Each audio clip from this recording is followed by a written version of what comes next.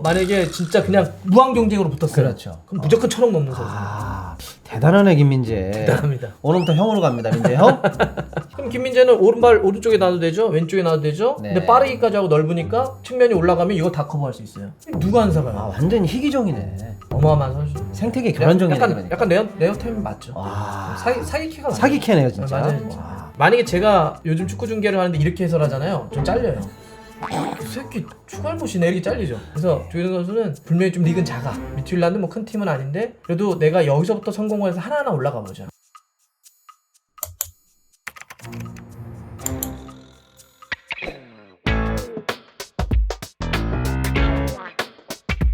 우리 김민재 선수 얘기를 이어가 봐야 되는데 미넨으로 갔습니다. 진짜 놀랍다. 축구 팬들은 그런 얘기를 하는데 레바민이라는 표현을 쓰거든요. 네. 레알 마드리드, 바르셀로나, 바이에른 뮌헨 예. 이 세 팀은 네. 아예 어나더 레벨. 그 정도입니까? 네. 이 세 팀은 레바민은 아예 차원이 다른 팀. 여기에 우리나라가 주전 선수로 뛰는 모습을 볼 수 있을까?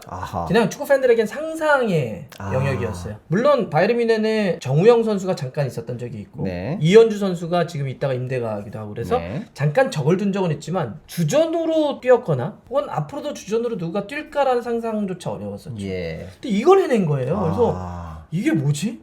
이 김민재는 이게 도대체 어디까지 가려고 저러는 거지? 마치 20년 전에 박성 선수가 맨유로 이적한다고 했을 때 네. 지금은 페이크 뉴스, 가짜 뉴스란 말이 많잖아요. 근데 예. 그때는 흔치 않았을 때인데도 네. 불구하고 뭐라 했냐면 야 이거 오버 아니야? 거짓말 아니야? 우리나라 선수가 맨유 간다고? 지금은 사실 이제 워낙 뭐 프리미어리그를 자주 가고 많이 가니까 그런데 그때는 말도 안 됐거든요. 프리미어리그나 유럽 축구를 접하는 건 뭐냐면 위성 TV 네. 어렵게 보거나 아니면 광화문에 가면 지하 1층에 외국 서적을 있죠. 선주문하면 가져다 주는 데가 예. 있었어요. 그렇게 해서 봤던 제가 이걸 안다는 건 이상한 잡지 때문은 아닙니다. 거긴 옆에 있는 천냥서적 같은 데 가신 것 같은데 그래서 그렇게 봤던 팀 중에서도 최고가 맨유였어요 당시는. 네네. 그러니까 99년에 정말 말도 안 되는 역사적인 트래블을 기록을 하고 막 데이비드 베컴이라든지 어마어마한 선수가 뛰었던 팀을 딱 간다는 거예요. 그래서 그랬죠. 이게 뭐지? 했는데 그리고 20년이 지나서 네. 와 이걸 김민재가 레바민의 한 팀으로 가니까 네. 정말 신기합니다. 그래서 지금 김민재 선수가 이번에 바이에른 뮌헨 갈 때 이적료가 700억입니다. 네, 그것도 대충 해서 700억이에요. 네네네. 아시아 선수 모든 나라 선수 다 통틀어서 네. 아시아에 네. 유럽으로 진출한 역대 최고액입니다. 그리고 바이에른 뮌헨이라고 하는 그 어마어마한 클럽의 역사를 통틀어서 네. 그러니까 바이에른 뮌헨에 이적했던 모든 국적 이거는 네네. 유럽, 남미 다 포함을 해서 네. 합쳐도 역사적으로 세 번째 높은 금액이에요.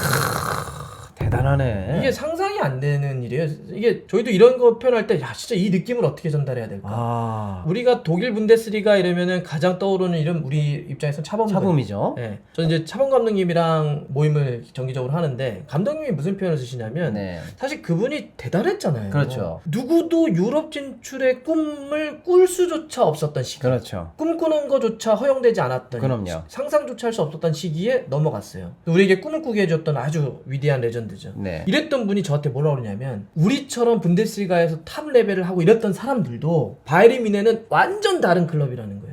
좀 잘하는 팀, 우승 많이 하는 팀이 아니라 그 안에서도 완전 다른 리그의 팀처럼 느껴진다. 거기는 우리에게도 꿈과 같은 드림팀이라는 거예요. 네. 마치 이강인 선수의 파리가 리그왕에서 완전 다른 팀으로 하는 것처럼 그 바이에른 뮌헨을 가버린 거예요. 그것도 역대 바이에른 뮌헨 역사상 세 번째 금액, 아시아 역대 최고 금액.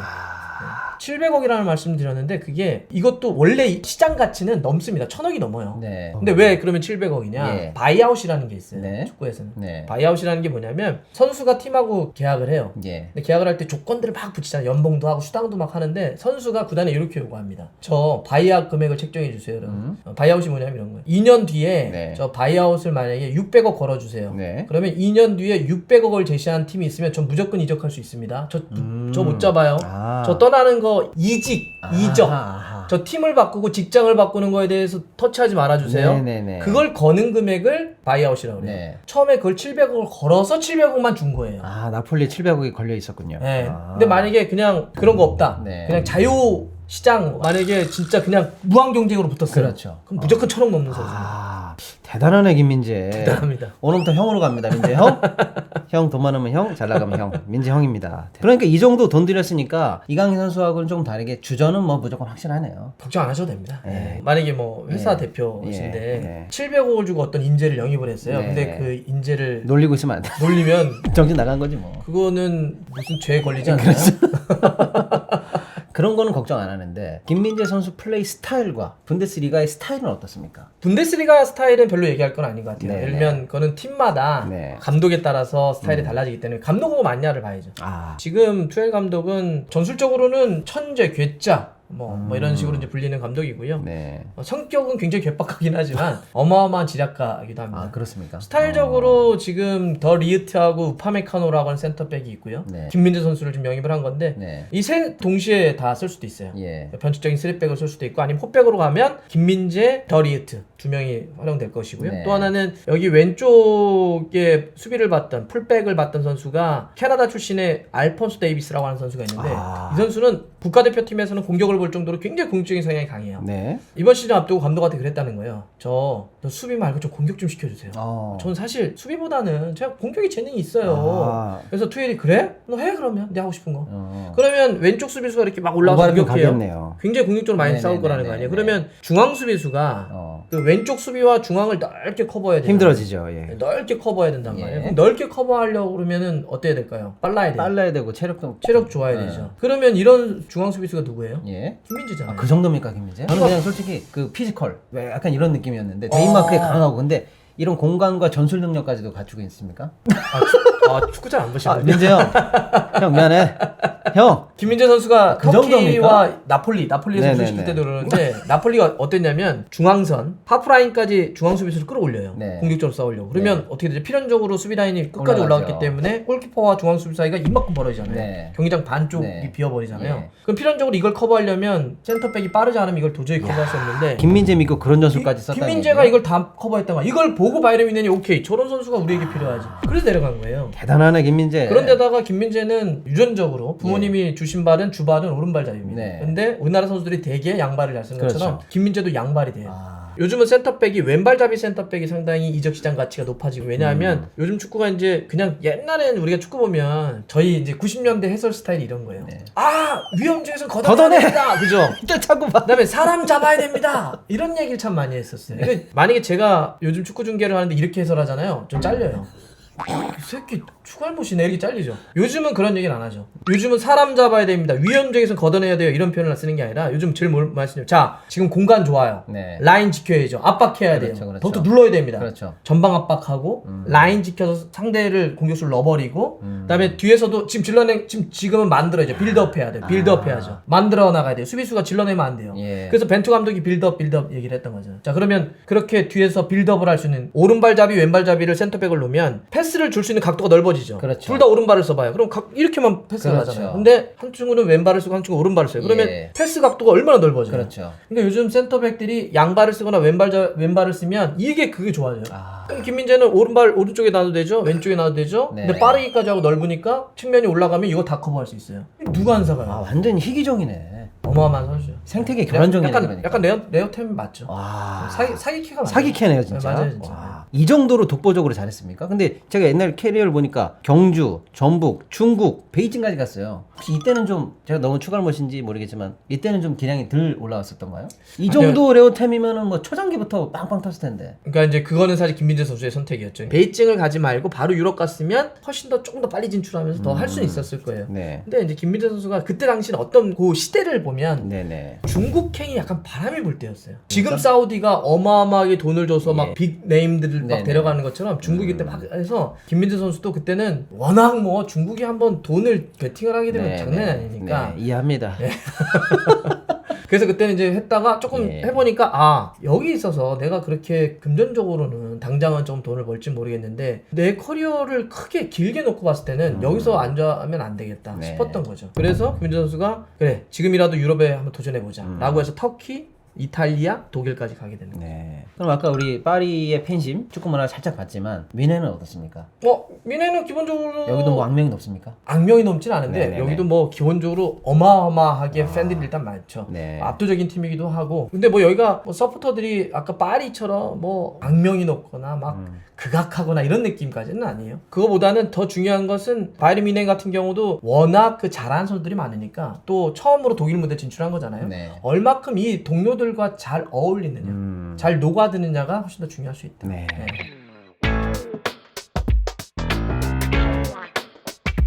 그런 반면에 또 이제 카타르 월드컵이 만들어낸 우리나라의 또 스타 조규성 선수도 유럽 진출을 했는데 덴마크로 갔어요. 원래 당초에는 작년에 마인츠 셀틱도 오퍼가 있긴 했던 것 같은데요. 덴마크 리그 어떻게 봐야 될까요, 우리? 팬들은 좀 이러실 거예요. 아, 왜 덴마크야? 네. 차라리 딴 데 가지. 네네. 미트윌란 그래 가끔씩 뭐 유럽 클럽 대항전에서 보긴 했지만은 그래도 좀 아쉽네 이렇게 할 수는 있어요. 네. 저도 물론 조금은 더 중심부에 있는 유럽의 국가로 갔으면 좋겠다는 생각이 좀 들긴 하는데, 근데 이제 조규성 선수의 판단은 왜 유럽이 처음이잖아요. 네. 우리는 계속 기억이 어떠냐면 다 성공한 선수들만 기억을 하니까 바로 그냥 가서 독일이나 잉글랜드나 뭐 이런 데 가서 그냥 바로 하지. 근데 실패한 선수들 꽤 되거든요.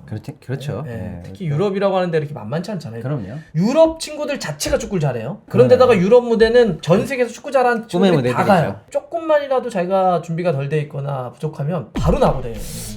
그래서 조규성 선수는 분명히 좀 리그는 작아. 미트윌란드 뭐 큰 팀은 아닌데 그래도 내가 여기서부터 성공을 해서 하나하나 올라가 보자. 그런 사례들이 있잖아요. 이재성 선수가 네. 처음에 2부 리그로 진출했을 때 왜 2부야 우리나라 국가대표 선수가? 네. 이랬는데 2부를 거쳐서 1부 리그로 가서 1부에서 지금 에이스 하고 예. 있잖아요. 이런 단계를 보고 있는 것 같아요. 네, 그래서 또 미트윌란은 덴마크 리그에서는 또 거기서도 압도적인 팀이기 때문에 그렇습니까? 예, 뭐 유럽 클럽 대항전은 항상 갈 수 있거든요. 그래서 여기서 내가 존재감을 보이면 언제든지 다음 스텝업이 가능하다. 이렇게 지금 보고 있는 거죠. 근데 예를 들면 김민재 선수는 방금 말씀해 주신 것처럼 타고난 재능과 피지컬과 뭐 그런 압도적인 정말 희귀할 정도로 보석 같은 친구라고 치고 친구래요. 형. 그다음에 이강인 선수도 우리가 일단 미드필더니까 피지컬이 좀 약해도 어쨌거나 기술로 커버되는데 조규성 선수 포지션은 원탑 아닙니까? 그쪽에서의 과연 유럽에서 우리 선수들이 그 센터포드로서의 성공 가능성 어떻게 괜찮을까요? 쉽지 않죠. 그러니까 걱정인데. 쉬운 게 아니에요. 그러니까 김민재 선수가 되게 사기캐라고 하는 건 뭐냐면 센터백이 그렇게 하고 있다는 거예요. 우리 기억을 한번 떠올려 보시죠. 한국 선수들이 유럽에 진출했을 때 그래도 어느 정도 성공했다라고 하는 선수들은 거의 다 사이드 포지션이에요. 이영표. 박성 선수도 약간 측면이죠. 그렇죠. 손흥민 선수도 약간 측면이죠. 기본적으로 스피드네. 중앙 포지션에서 살아남기는 굉장히 어렵습니다. 그러니까요. 우리가 중앙 포지션에서 그래도 어느 정도 버텼던 선수는 기성용. 중앙 미드필더. 센터백도 홍정호 선수가 독일 무대 가기도 했었고 그 전에 심지원이 가기도 했지만 사실 그렇게 성공하기는 못했죠. 왜냐하면 가운데 포지션은 사방에서 압박이 들어옵니다. 굉장히 쉽지 않은 공간이고 두 번째는 그렇기 때문에 언어가 훨씬 더 중요해요. 끊임없이 얘기를 해야 돼요. 그렇죠. 빠져와 뭐 해줘. 그렇죠. 이런 언어적인 문제. 예. 그래서 이 가운데 포지션은 되게 어려워요. 그래서 김민재가 이상한 친구라는 거예요.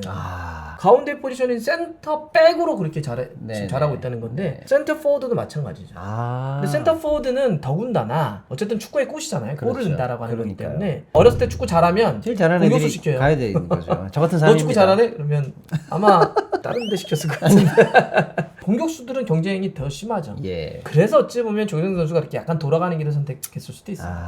근데 조규성 선수는 한 가지만 말씀드리고 싶은 건 정말로 노력을 열심히 하는 친구예요. 뭐 많은 분들이 대중적으로 알기 시작했던 건 카타르 월드컵 때 이강인의 패스를 받아서 가나 경기에서 이제 골을 넣었던 그 장면들이 너무나 잘생겼죠. 그렇죠. 멋있어요. 근데 그 지금 막 몸이 정말 멋있잖아요. 근데 제가 안양 2부에 있을 때 그 친구 2부에서부터 출발했거든요. 제가 그때 현장에서 지켜봤던 조규성 선수는 굉장히 말랐습니다. 말랐다는 표현보다 약간 좀 호리호리한 느낌?